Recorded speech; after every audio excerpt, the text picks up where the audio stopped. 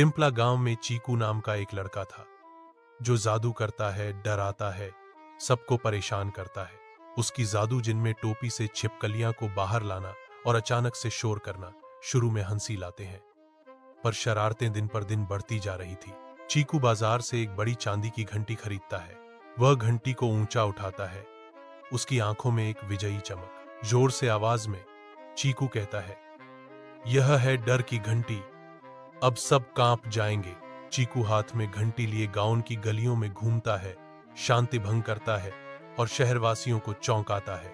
एक बूढ़े बाबा प्रकट होते हैं जो चीकू के अराजक जुलूस को एक सख्त नजर से रोकते हैं। बाबा चेतावनी देते हैं, बेटा, डर का मजाक मत उड़ाओ, एक दिन असली डर तुम्हारे सामने खड़ा होगा। चीकू जंगल से गुजरता है। रात में एक घंटी की आवाज सुनाई देती है। चीकू भी अपनी घंटी बजाता है। उसकी आवाज सन्नाटे को चीरती है, टन टन। अचानक कोई और उस घंटी को बजाना शुरू कर देता है। चीकू घबरा जाता है और पीछे मुड़कर देखता है, लेकिन वहां कोई नहीं है। हवा तेज हो जाती है और पेड़ हिलने लगते हैं। चीकू चिल्लाता है, माफ करना, अब कभी किसी को डराऊंगा नहीं।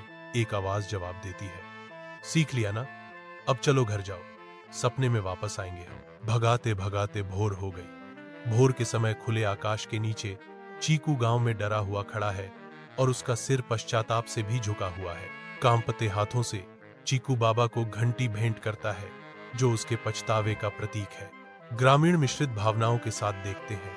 उनके चेहरे राहत और संदेह दोनों को दर्शाते हैं। चीकू की आवाज ईमानदारी से भर जाती है जब वह कहता है, मैं यह आपको वादा करता हूं कि मैं फिर कभी किसी को नहीं डराऊंगा।